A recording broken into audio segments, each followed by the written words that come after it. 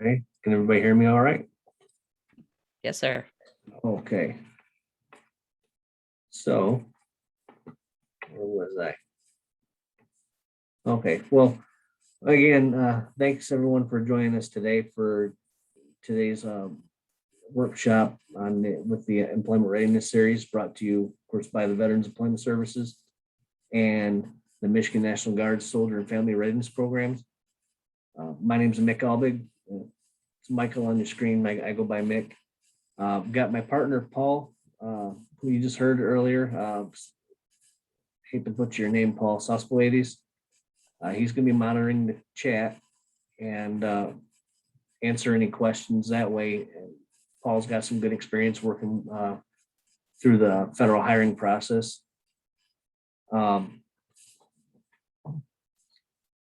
And also feel free to unmute yourself too if you have any questions as well.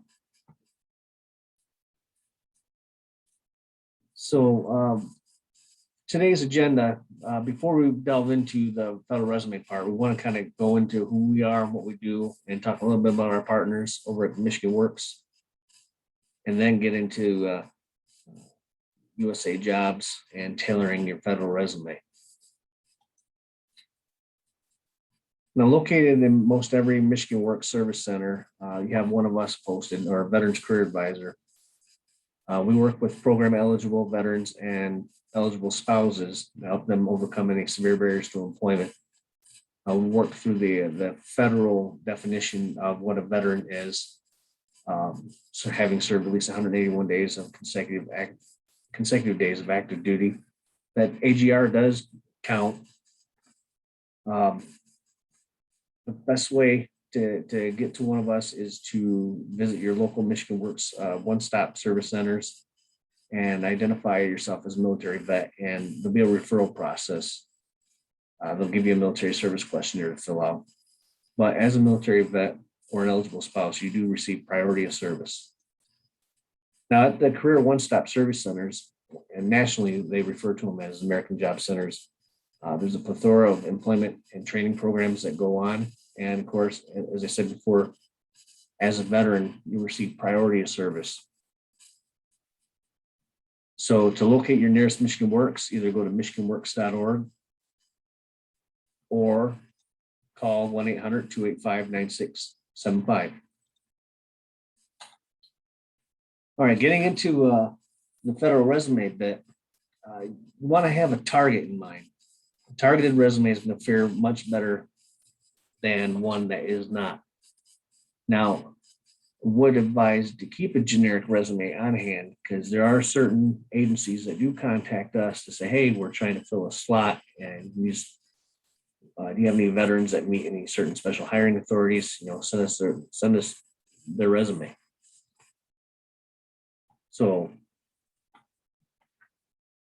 the overview in the beginning of the job opportunity announcement, of course, you're going to have the title, the opening and closing dates for the posting. Sometimes they may close those postings a little earlier if they get a certain number of applications. They'll also give you the pay scale or the grade, and also let you know what salary and what kind of hiring services that. So to get started, go to usajobs.gov and you can begin. Actually, I believe Paul, one of the quick tip videos will be setting up a USA Jobs account. Next, you get into who may apply. There are a plethora of hiring paths. So like with this example here, we have to the public that U.S. citizens or other individuals that are eligible to work in the United States. But there are other hiring paths to open only to current or former federal employees. And then there are veterans, military spouses, and National Guard members. And the list goes on. You'll also see, of course, where the locations of the job, what availabilities there are, and then also if you can actually work remote or not. Another good thing to check out is, are they going to allow for any relocation expenses? Now, the job duties is pretty self-explanatory. This is where the breakdown of the responsibilities of the job are laid out. It will note whether a job serves as a supervisory role and what promotion potential you can expect to reach. You want to look at this section closely. I mean, can you reflect any of this stuff in your resume? So can you pull these key components out and marry those to that resume? Another one section is the job family series to which the posting belongs. This also gives you another avenue to search or to find other similar postings. And when you get into the qualifications evaluation section, this is where the detailed information is provided on what qualification standards and occupational requirements will be expected of you as a candidate. They also sometimes will have a link to the Office of Personnel Management's website with a posting description. It kind of gives you a little bit more information and some more ideas on what to include in your resume and how to write that resume.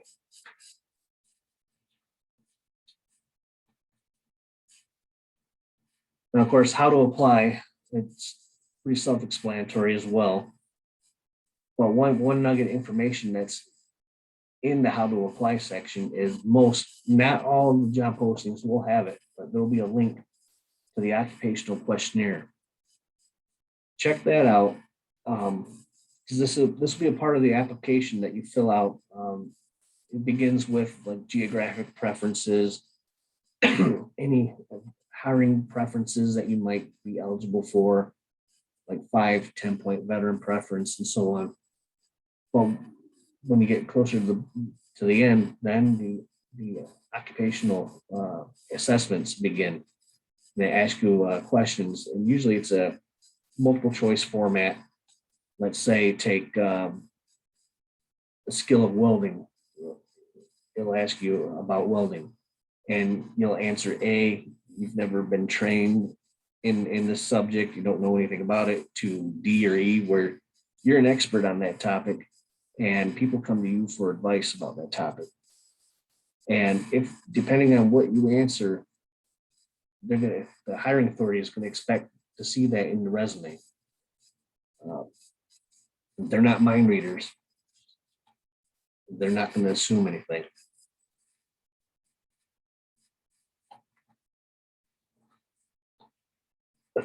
Now, again, another pretty self-explanatory section is the agency contact.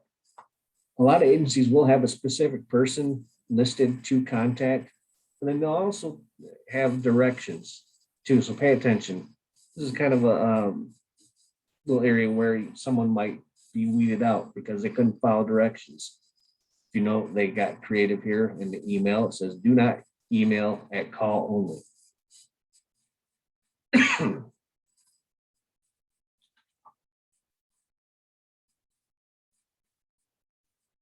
Now, getting into your resume, this is your best marketing tool.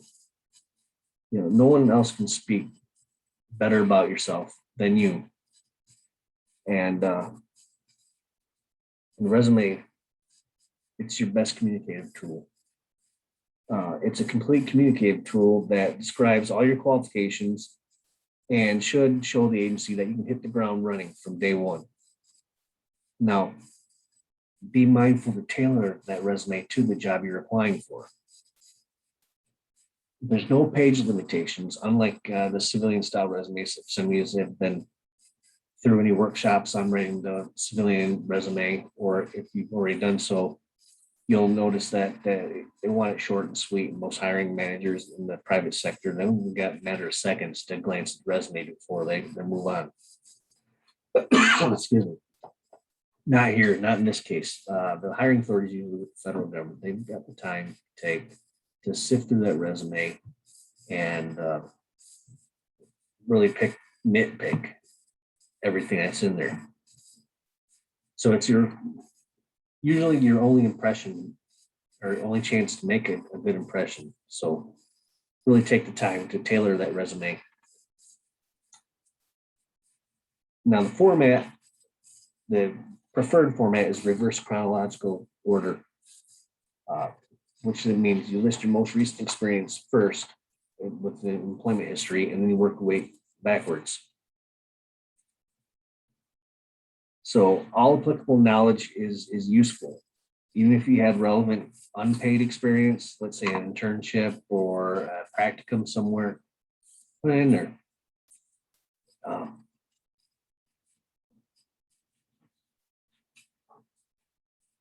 You want to be descriptive in your amount of experience. You want to qualify and quantify. Specify your level of experience when you're writing about what you've done. And being repetitive is okay.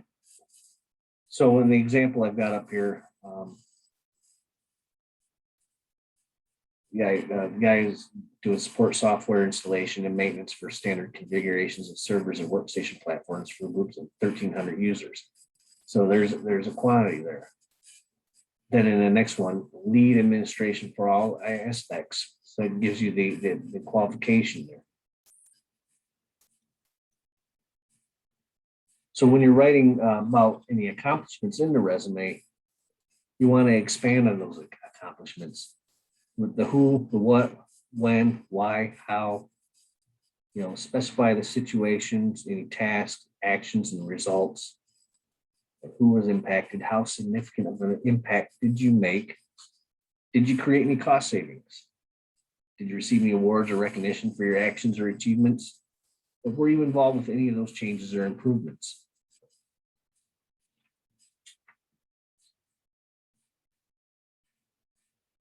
Remember, the language counts. That's why you're really looking at the posting to see how they're writing things.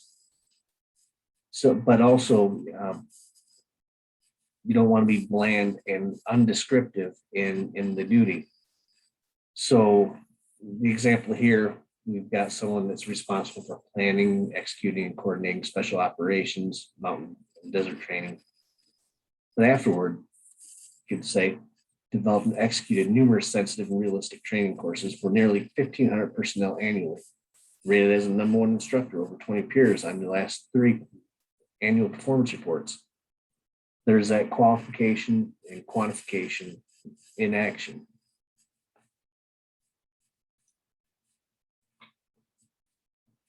And then the targeted information, of course, you're going to get that through the job opportunity announcement, through looking at the duties again, qualifications, evaluations, occupational questionnaire, all that's linked through the job opportunity announcement.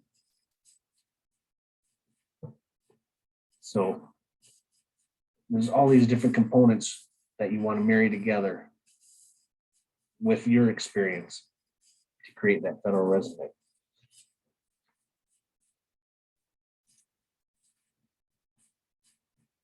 So when we're looking at additional information to put in there, you want to add more shine to that polish. Like the civilian resume, you can be more detailed, like I said before, as you list out the honors and activities. You can even draw transferable skills from past work experiences. Now, the difference on the civilian side, I would probably advise against listing out all of the military honors and awards, because most likely, unless you're meeting with someone that really knows or who's been in the military themselves, they're not going to really know what you're talking about. On the federal spectrum, though, they're going to more likely know what those awards were for. You can even have, if you were in a customer service oriented position before, maybe you had some customer acknowledgements that were posted about you, even survey results.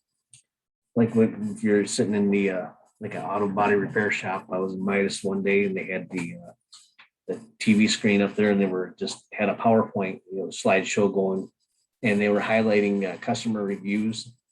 So things like that you can add into your resume.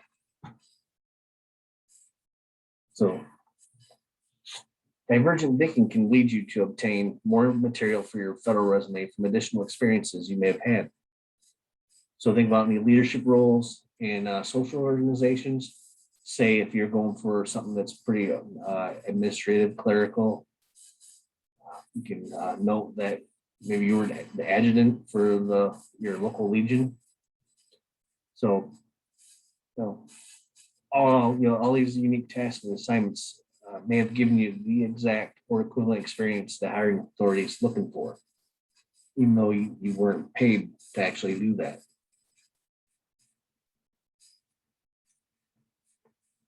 Now, before you get into all that too, you might want to rate your skills.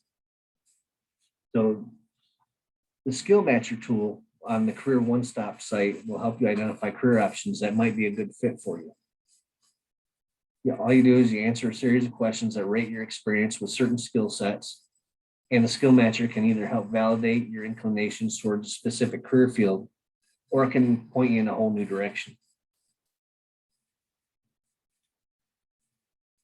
Now, if you're looking for something that's more closely related to your military occupation, you want to visit the Maryland Department of Labor's Military to Federal Jobs Crosswalk. And it's a pretty simple tool to use. Can enter the branch, the MOS, whether you were enlisted or an officer, and it's going to spit out quite a few comparable federal job occupations that you might be interested in taking a look at. Now, not all of them are going to be available because it depends on, what slots the federal government has available at the time.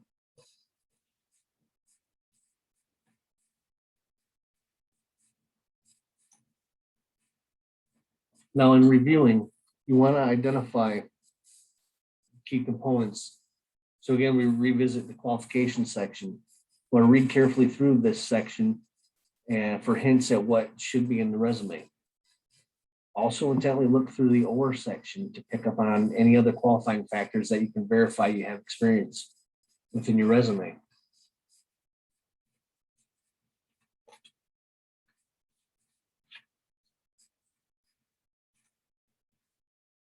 Now align yourself, all right? So look closely at the grade levels that you could be applying for and just see where you match up. If you specify in your application that you're applying for a GS-11, make sure the evidence is in your resume. And as I said before, they're not mind readers and they're not going to assume anything about you. They're not going to give you the benefit of the doubt. Say, well, he's applying for the 11, so I think he should have the experience. No, they're going to take the time to see if you actually make the cut. So again, human resources teams are not mind readers, and they will not assume eligibility just because you decide to take the time to apply. On top of everything else, make sure your resume reflects the answers you have given in your occupational questionnaire. For example, what your skill level is for a particular task. If you answered that you're an expert at that task, make sure the resume verifies that fact.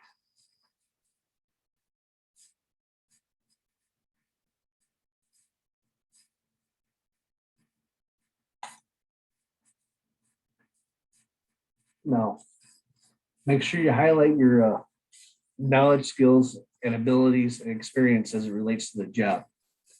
Now, speaking of that knowledge, skills, and abilities, you used to have to write out, you may have heard before about writing these long essays about knowledge, skills, and abilities. That was true. You used to have to do that. They've kind of done away with that practice. They're still looking for that, all that within the resume. So use the keywords and phrases or short sentences that the reviewers equate your experience to what is required of the job. You might include any security clearances you have or have held.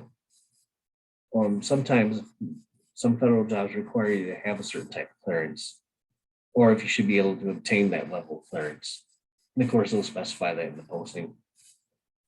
Your resume is only complete after you've listed all your relevant experience and accomplishments for the job in which you're applying.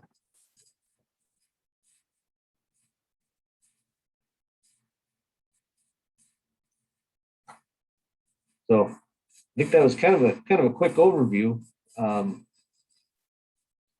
If anybody has any more questions or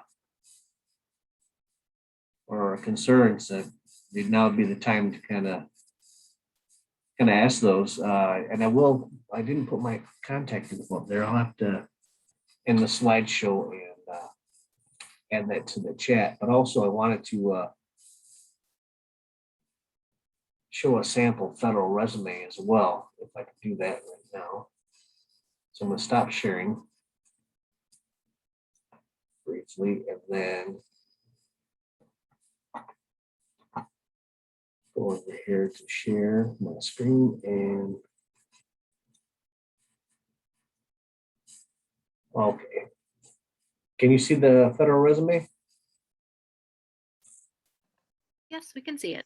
Okay, so here, this was a sample that, well, this was derived from a sample I received a long while ago from one of our federal partners. It's kind of had some things added to. So you can see Ward here, he's got his contact info. And then of course, it has listed his veteran preference qualifications, which through the USA job site, you'll be able to find what you qualify for. And then his citizenship status. And actually, Ward is specifying that he's Schedule A disabled. Now that's one of the many hiring paths that's involved with the federal employment. So he's got his objective. He's going for an IT specialist position in GS11. He's put the job announcement number and a control number and his desired location. And a lot of this stuff will be filled out with the in the occupational questionnaire. So he starts out with his work experience, and I always recommend using the resume builder on USA Jobs to kind of get a handle on what they're asking for.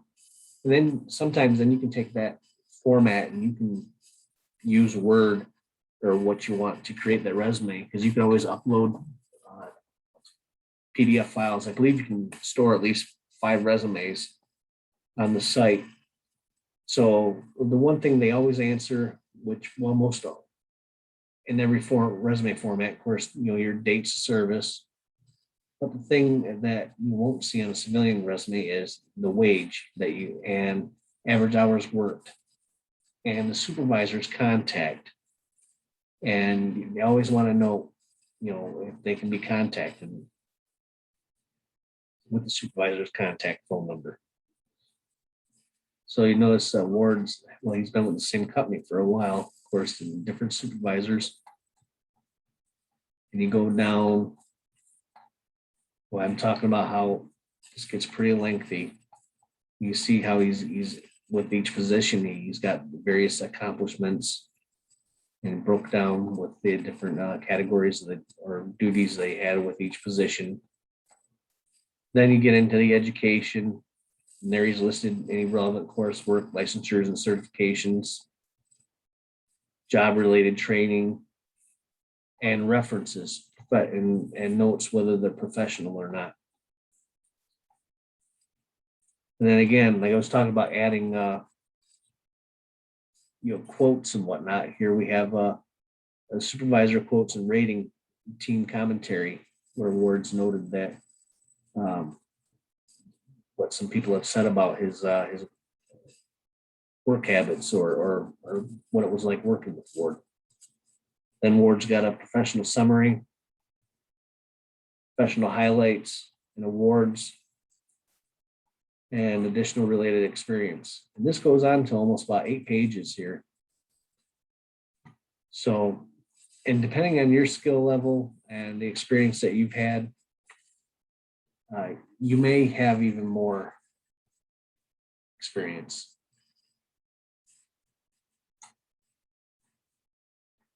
So hopefully that's kind of giving y'all a bit of insight into the federal resume writing process. And this is just another one of those tools you can throw in the toolbox. This is not the gospel, as things are always evolving, I should say. No. Anybody have any questions or anything? Hey, Mick, this is Paul. A lot of people have questions, obviously, on the PowerPoint, which I'm putting on the chat, that if they email me, I put my email in the chat. Please email me if you want a copy of the PowerPoint. And the question about a copy of a template. The template is already built in the USA Jobs, so you don't have to create one. There is a resume builder. That's the template they use. If you, I don't know if I have a federal resume template. I would suggest you would use the resume builder, like Mick said, and then you can print it out and then kind of build your resume template how you see fit, whichever pleases your eye. Yeah, and and sometimes when you're looking at those job descriptions and they have an actual person to contact on that posting, a lot of the human resources staff, they're not opposed to someone reaching out and asking questions. We used to have a pretty good relationship with the Ann Arbor VA hospital. They had a veterans coordinator within the office. So some agencies will have a veterans coordinator in that office that are there to kind of help veterans get hired. There was a big push a while ago for the federal government to hire vets. And there are, it's also worthy to note that there are some jobs out there that by federal law, only military veterans can apply to. And a couple of those are like the housekeeping aide or food service with the VA healthcare system. Those doesn't sound pretty glamorous, but those are great ways to get your foot in the door. And then you move on up from there.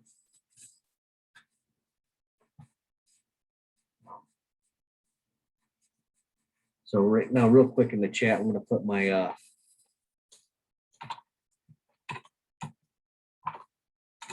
contact information.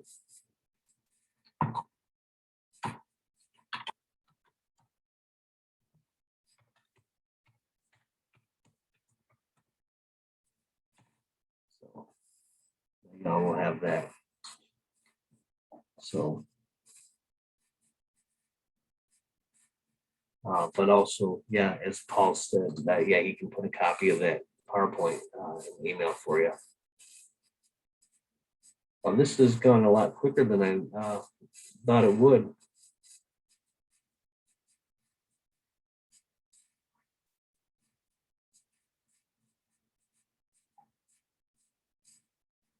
So for the guard members, would it be better to get the PowerPoint out to Tina to distribute?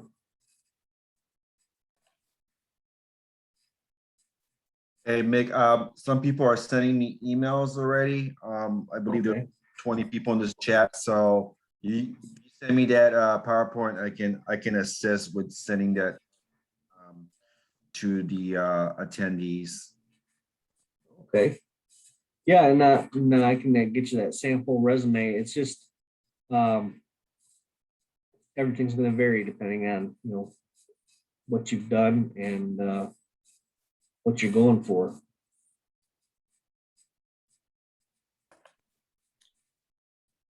I've got one thing to say as far as the resume templates. The reason why for my preference, I choose the resume builder on the USA Jobs account is I won't miss anything they're requesting because they're going to request pay, hours per week. So that's why it's best practice to start out with their resume builder. This is just my recommendations.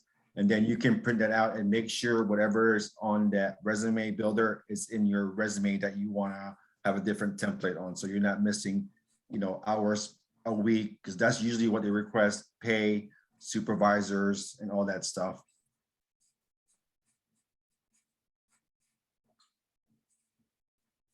Outstanding.